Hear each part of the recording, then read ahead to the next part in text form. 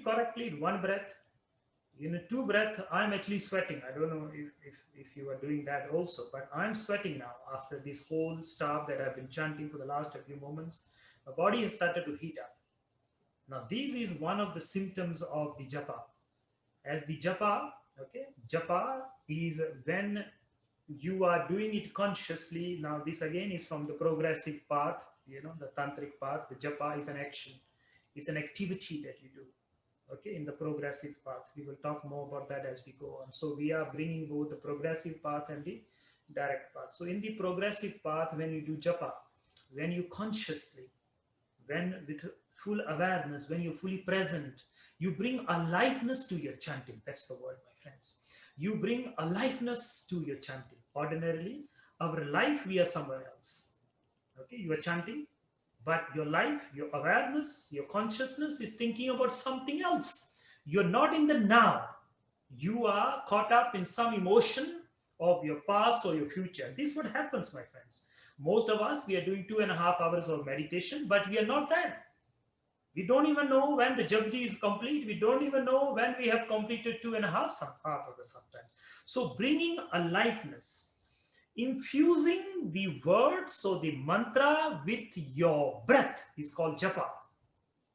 That's what we're doing. Every mantra, we are making it alive by consciously inhaling that song. Listen, that song, okay, the pranic pulse that went in, and you were supposed to sing your song with it. Now you are consciously using that pranic pulse to sing the song of Japji. You understand? Look at the depth. The breath, the pranic pulse, which was to come into you and onto which you were supposed to imprint your story, imprint your emotions, imprint your wants, imprint your desires, imprint what you don't want and what you want. Okay? That whole entanglement, that jala, that web. Now you are using that pranic pulse to sing the song of Japji. It's an offering. You get that? This is offering your breath to Japji. And then with your breath, the Japji is personalized. It becomes you. It becomes G. It becomes G, your G, yourself. G means the self. So this is called being pregnant with the wisdom. This is called being pregnant with the sound. And for these, you have to consciously, you have to offer what is the most precious to you. What is most precious to you? Your life. And what is the source of your life? Pranic pulse. And what are you doing? You are now engraving the sacred sutra on your breath, which was for you. You have offered it to the divine. And this way, the mantra becomes alive. This is called japa. What is this called? Japa. When japa becomes the deeper, how to know? What are the symptoms? What are the symptoms that I have become pregnant with it? What are the symptoms? The first symptom, your body will heat up. Your body will heat up. Because life, what is the definition of life? Life is when, as long as there's heat in the body, you are alive. The more heat in the body, the more alive. The less heat in the body, when your temperature reduces, you become sick, you become ill. And ultimately, when there's no more heat in the body, you die. What is death? Death is your body becoming cold. That's the simple definition. Life, when your body is heated up, vibrated, infused with fire. Japa, when has anchored in you, heat will manifest in you. That is called Tapa. Are you with me? Japa becomes Tapa. And this is the process of Japa. Bringing in consciousness, infusing your awareness into it, infusing your prana into it. Japa becomes a Tapa. Japa, Tapa. And when Tapa comes, when your body starts to heat up, what happens? Knots of your emotions, knots which tie you to a certain memory, knots that tie you in a certain mind frame, which ties you in the realm of time and space, that begins to untangle, that begins to burn. So Japa creates Tapa, and this is happening now. That's what we are doing. Japa creating Tapa. When Tapa comes, karma is burnt. This heat in the body, my friends, it will burn all the entanglements of your emotions, because every emotion houses itself in you. Every experience, okay, if you don't experience it consciously, it creates an impression in you, it ties you down. It's called the chains of karma. Constantly, every breath, my friends, is tying you down to the realm of time and space. And the freedom from these is called moksha. Moksha. Moksha means to heat up the body and to burn the karma. We are using the progressive path here. So Japa creates Tapa, Tapa burns karma. And when the entanglements, karma is impressions, karma means memory, karma means you are stuck in a certain emotion, psychological repetition of your thoughts which hunt you day and night, which creates an illusion that your problems are real, which gives you an illusion that the world is real. My friend, the world is not real. You are real. You are real. Your reality is giving the reality to the world, to the emotions, to your story. Your story is not real, but you are real. Can you believe that? That is the realization of Satnam. Coming back again, all connected. Now, Japa creates Tapa, and Tapa burns karma, entanglements, all the knots, okay, starts to open up. And when they start to open up, listen to this statement next. For the first time, pranic pulse goes in, okay? Your soul goes in. Now your soul cannot touch you. Prana, your soul, called Ru. It's called Ru. In Persian, breath is called Ru, soul is called Ru. The breath is your soul. The breath is your soul. So when the breath goes in, now the veil of your emotions, the veil of your story has disappeared because of the tapa. Okay, karma is burned. And for the first time, listen, for the first time the prana goes in. And there is no veil. No veil of emotions, no veil of your story, because they have been burnt.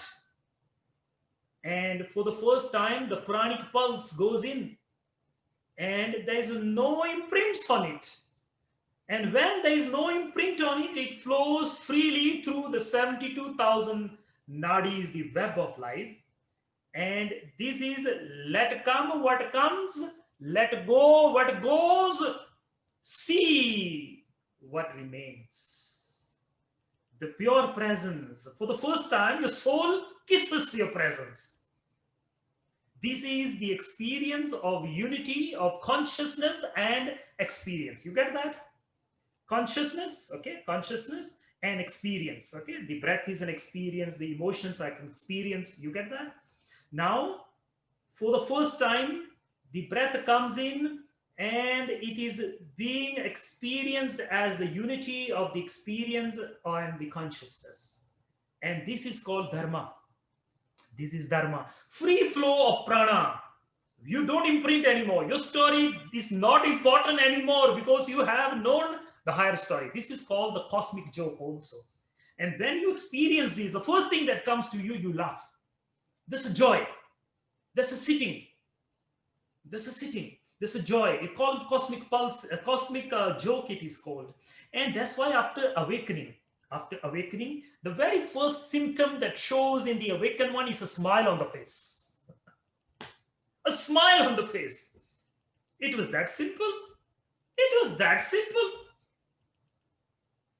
The Buddha smiled after awakening. Guru Nanak smiled after awakening. And one such a saint we call the laughing Buddha, who went into too extreme of laughing. He laughed to such an extent that it is such a simple joke. The whole world is trying to solve it. When it's being solved, all this moment. So that joy, okay, the first joy, the first expression of smile. And of course, they are sages who will experience these with tears as well. Tears as well. So joy accompanied with tears. Joy and tears. Tears is associated with suffering, and a smile is associated with joy. So two different emotions. Listen, two different emotions. One on this extreme, one on this extreme, both being experienced at the same time. So the sense of duality, joy and suffering at the same time. Inner and outer at the same time. So that is an experience of Japa, Tapa, burning of karma, and experience of dharma, when the prana freely flows within you. So when you are chanting this, okay, there are many layers again. I'm just doing the first layer with you, number one. Number two, the breath is very important. In the beginning, it is good that you breathe on every sutra, but if that's not possible, then you can divide your breath. If the sutra is long, you can do it 2 times. But in the advanced meditations, in one breath, you recite the entire body. Listen, this is deeper. There are many layers to chanting. And this is the most, simple layer that I'm diving with you. They are, in my earlier practices, I used to recite the entire bodies, one breath, one breath, one breath. And of course, when the bodies were longer, I did, 2 breaths with that. Now, I completed the entire body, entire Japji, with 40 breaths. 40 conscious breath. But it's not, the time, is long. The time is not shorter. The time is long. But my breath is in such. So in advanced level, even more deeper experiences of this is chanting the mantras internally in the same nad. Now listen to this. This is even now deeper. Now you're not moving your tongue. Your mind is chanting this. In the beginning, you need to move your tongue, because this is the world that we are, most of us, dwelling in, the tangible world, the world of effort. The world of matter. But then in advanced levels, you do the same nad. You do the same nad internally. So internally, you're doing the same flow, the same breath, but you're holding the breath, and the breath is held, and internally you're chanting in the same tone, in the same vibration, and the whole shifting of the prana is also happening, but now it is happening in its deeper level. Why? Because the prana is not being released through the movement of the tongue and the movement of the mouth. This is called Sampat. This may be a very new word. This is called Sampat. Means a locking of the prana and then beating it up, hammering it up, with infusing it up with your projected sound. This is the union of Shabad and Surt. This is the next layer. We are just doing layer 1. And this wisdom doesn't end there. There are many layers beyond layers, beyond layers, beyond layers. Holding the breath and then chanting the mantra, what happens? You are infusing your prana with the sacred sound that amplifies even more heat in the body. And within a few moments, you start sweating. That is the first symptom, sweating. Then your body will, after your body have a lot of sweat will start coming, okay? Then next, your body will feel light, okay?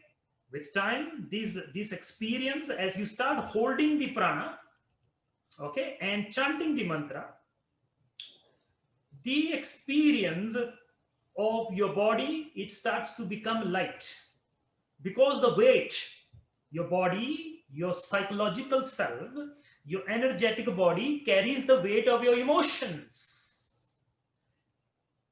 We feel heaviness in our head sometimes. We feel heaviness in our energetic body. We feel heaviness on the shoulders. And this heaviness with time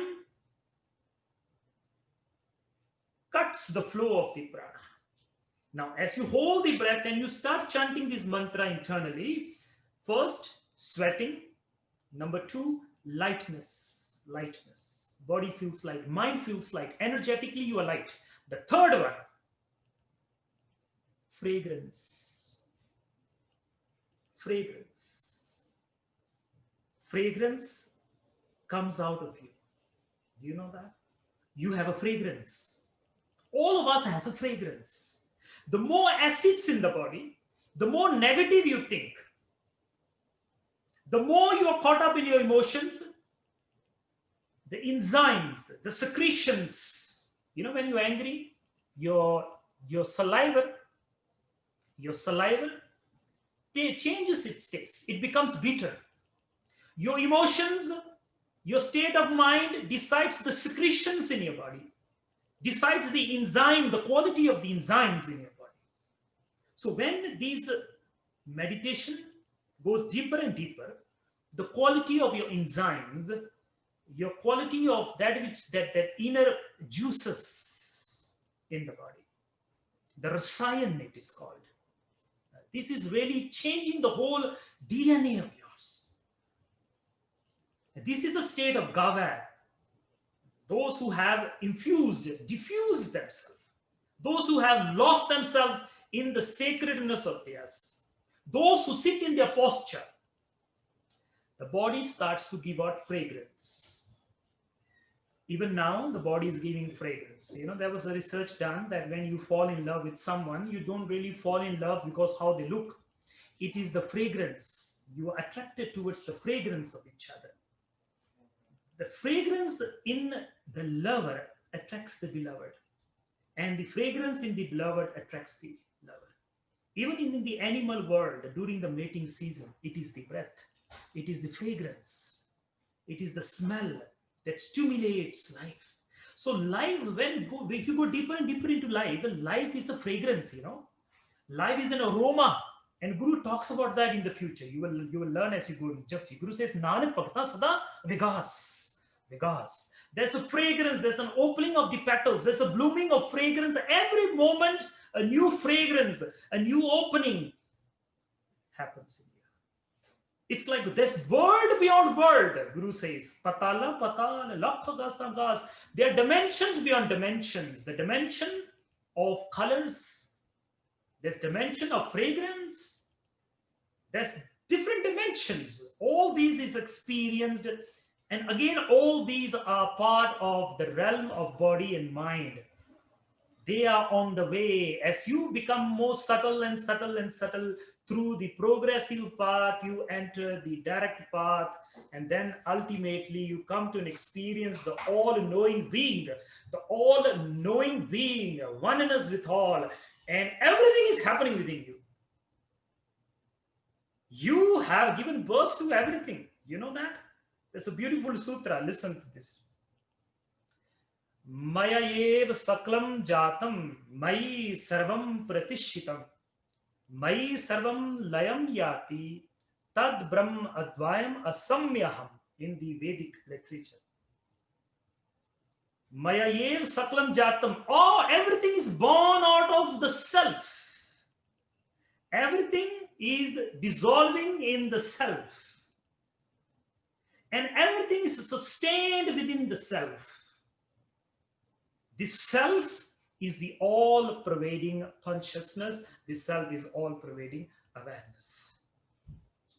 And that is the state of gava. Those who have learned to sing the song. Gava means those who are vibrating the song, those who are playing the flute. And through the progressive path, my friend, we are using the prana. We are now writing the story of Japji, the story of you in your higher self onto that which is coming into you. Ordinarily, you would have imprinted your story on it. Now we are just putting our story aside and we are allowing the cosmos, the Japa Ji, the story of your beingness imprinted on your breath. Imprinted, your flute starts to sing the song of the cosmos. That's what it means. So when you are chanting, and when the breath is involved, when the consciousness is involved, this collectively is called Japji. And if it doesn't happen, then it's not Japji. Then you are reciting part of you somewhere else.